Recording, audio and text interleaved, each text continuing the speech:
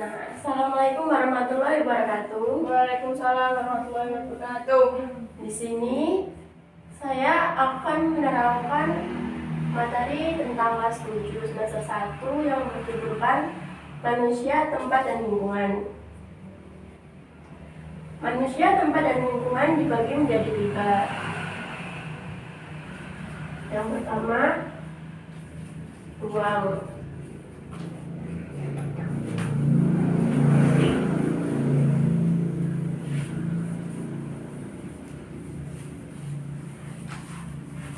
Interaksi dan peta.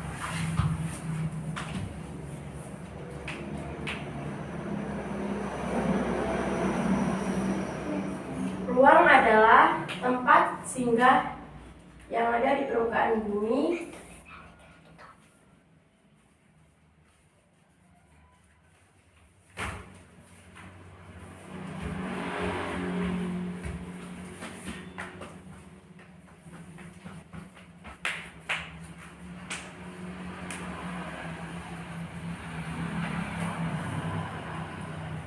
yang baik secara keseluruhan maupun sebagian.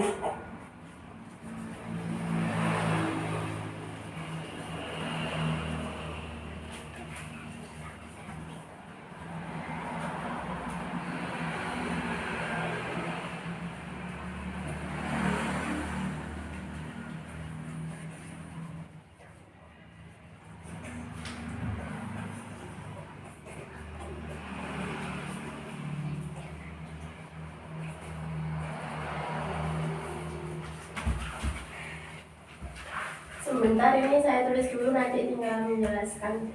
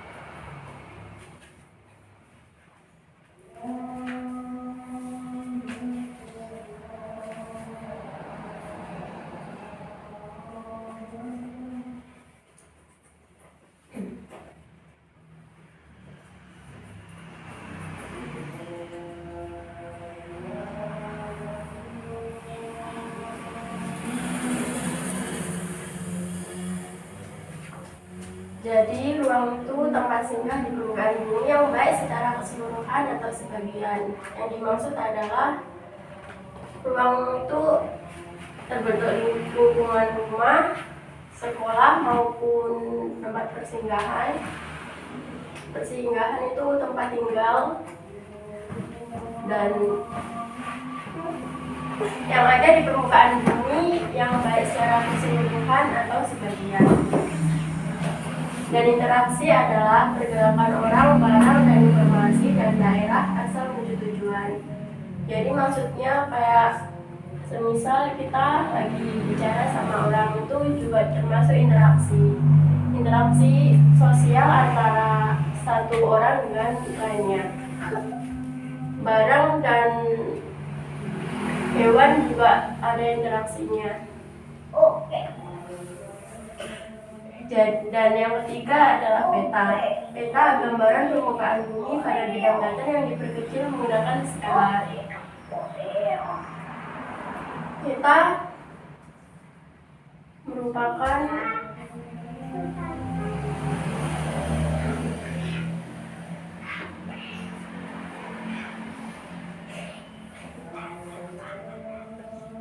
gambaran yang ada di permukaan bumi pada bidang datar yang diperkecil menggunakan skala. Dan Indonesia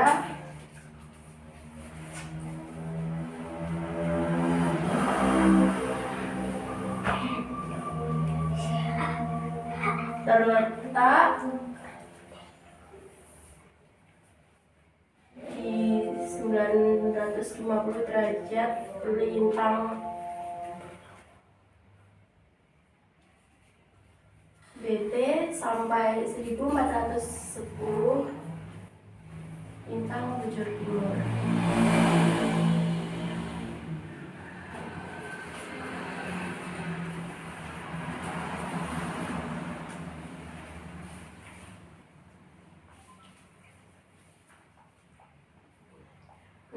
Derajat lintang utara sampai 11 lintang selatan yang terletak di antara dua benua yaitu Asia dan Australia. Skala terdiri atas judul, skala, simbol. Peta terdiri atas judul, skala, simbol, garis koordinat, insert, legenda, sumber cerita, lettering, garis tepi, astronomi, sumber data. Berdasarkan isi dibagi menjadi dua.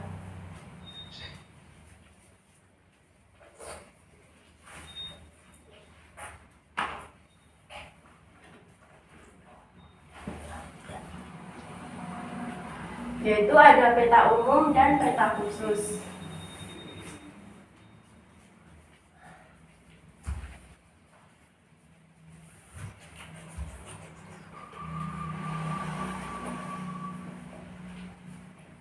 Peta umum adalah yang menggambarkan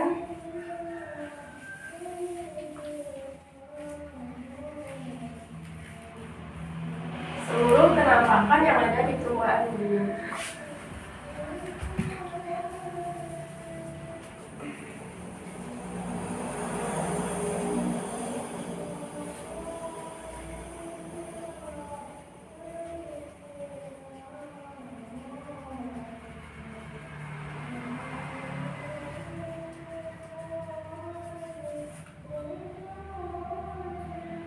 Dan peta khusus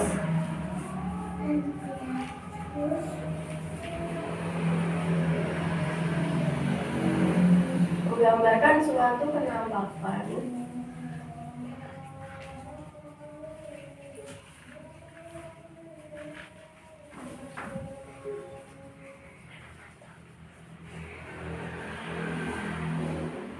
tertentu.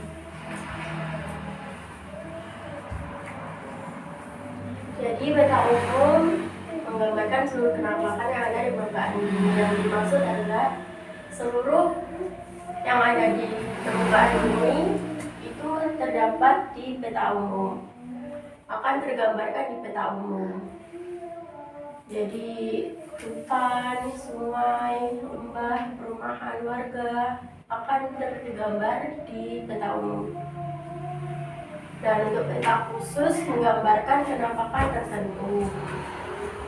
Misal ke peta kepadatan iklim dan barang tambang.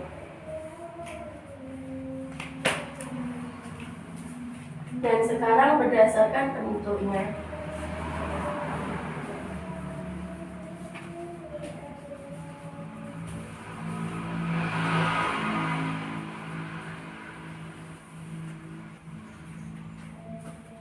Berdasarkan bentuknya dibagi menjadi 3, yaitu ada peta digital, timbul, dan datar. Yang pertama peta digital.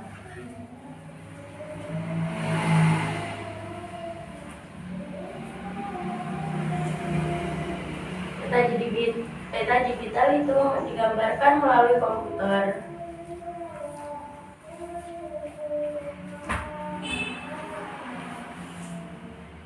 Sedangkan peta timbul adalah digambarkan bentuk sebenarnya. Jadi kalau sungai ya sungai, hutan, tidak ada yang berubah. Itu bentuk sebenarnya akan digambarkan pada peta timbul. Dan yang ketiga adalah peta datar.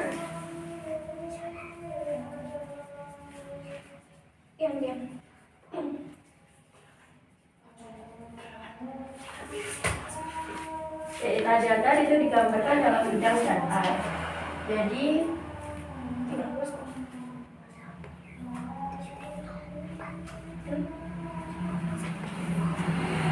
bidang datar.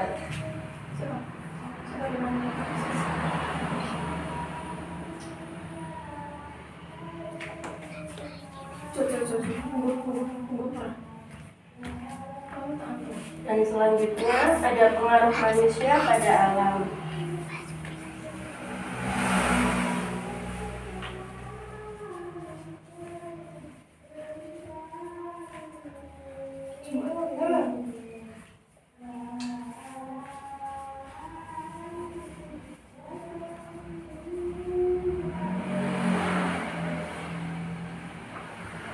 Pengaruh manusia pada alam dibagi menjadi dua, yaitu ada peran negatif dan peran positif. Peran negatif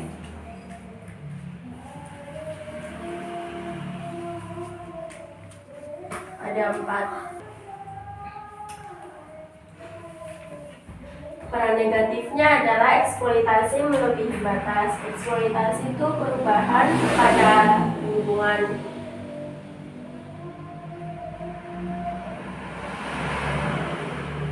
Misal kayak penebangan pohon, kebakaran hutan itu termasuk eksploitasi.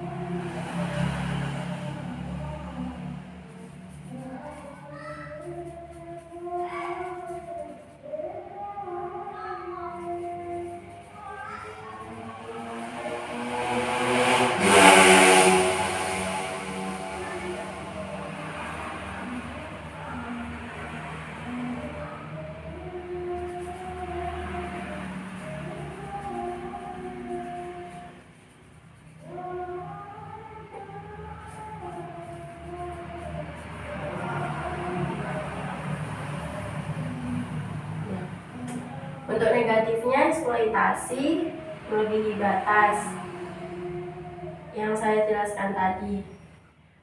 Dan yang kedua punah. Pengaruh manusia pada alam bisa menyebabkan punahnya tumbuhan atau hewan yang ada di dalam alam, seperti hutan, sungai, dataran tinggi, dataran rendah.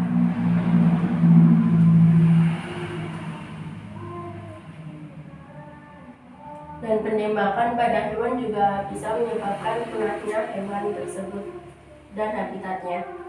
Yang ketiga adalah perubahan profil bumi yang mengganggu kestabilan tanah, dan contohnya adalah tanah longsor. Perubahan profil bumi adalah perubahannya profil bumi yang awalnya hijau menjadi rusak karena ulah manusia juga. Dan yang keempat adalah masuknya senyawa kimia yang dapat menyebabkan pencemaran. Masuknya senyawa kimia adalah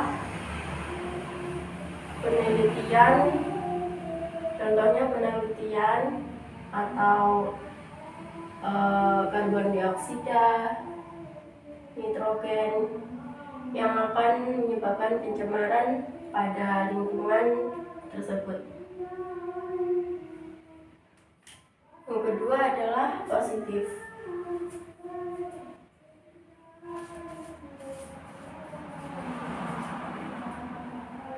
Peran positif pengaruh manusia pada alam. Sebentar, saya tulis dulu, nanti saya terangkan.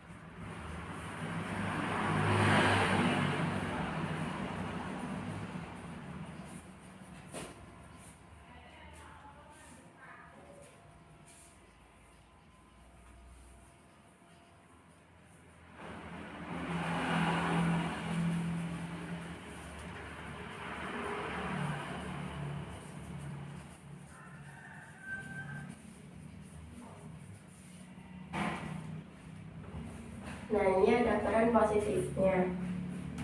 Yang pertama adalah eksploitasi SDA secara tepat dan bijak. Kedua, reboisasi dan terjaganya flora fauna. Yang ketiga, daur ulang limbah. Dan yang keempat adalah pembuatan undang-undang dasar tentang melindungi lingkungan dan jenis makhluk hidup yang ada di sana.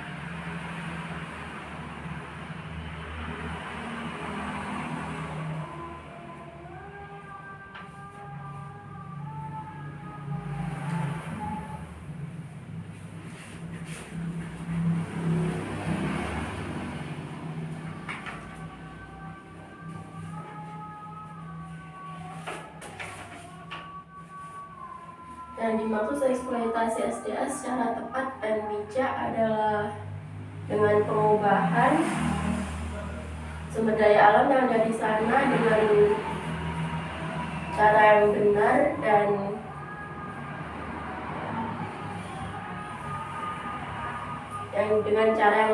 dengan tidak mengubah keadaan sumber daya alam di sana yang akan mengakibatkan kerusakan. Dan yang kedua adalah reboisasi. Reboisasi itu penghijauan lingkungan, kayak penanaman pohon kembali dan terjaganya flora fauna di sana. Yang ketiga, daur ulang limbah. Limbah yang di sana akan didaur ulang sehingga menjadi barang atau benda yang sangat berguna. Dan yang keempat adalah pembuatan undang-undang dasar tentang melindungi lingkungan dan jenis makhluk hidup. Itu dibuat undang-undang dasarnya tentang melindungi lingkungan dan jenis makhluk hidup. Jadi yang merusak akan dikenakan pasal dan hukuman yang setimpal dengan perbuatannya, sehingga akan merasa adil bagi makhluk hidup yang ada di sana.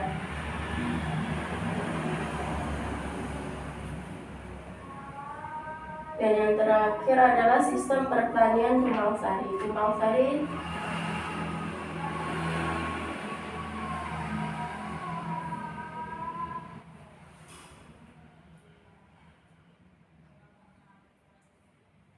Selanjutnya ada arti penting lingkungan bagi manusia.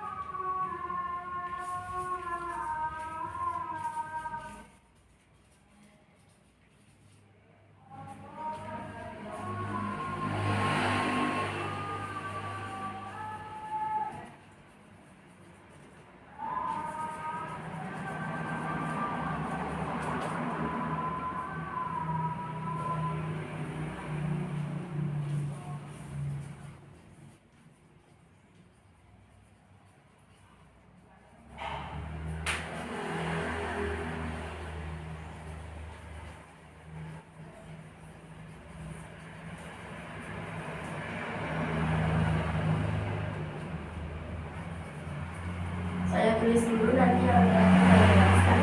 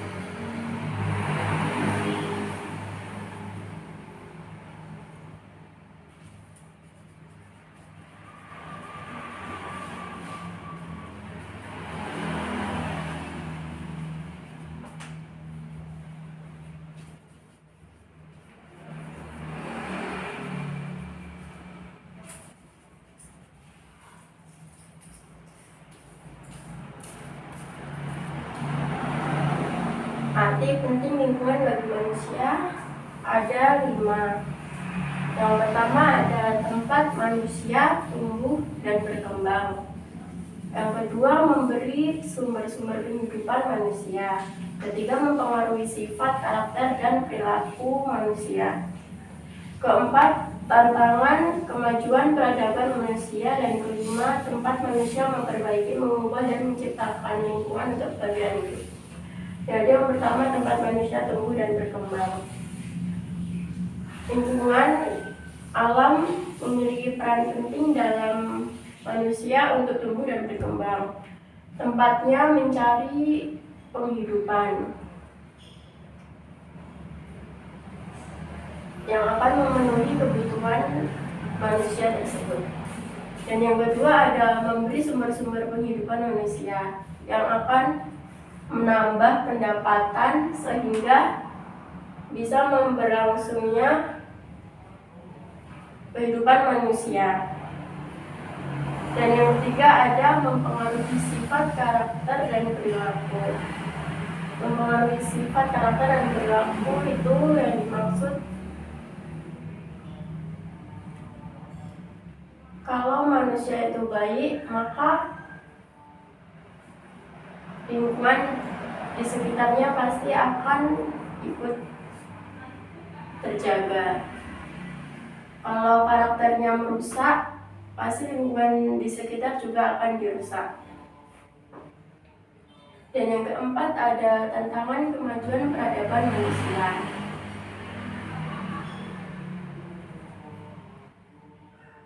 Dan yang terakhir, tempat manusia memperbaiki, mengubah, dan menciptakan lingkungan untuk kebahagiaan hidup.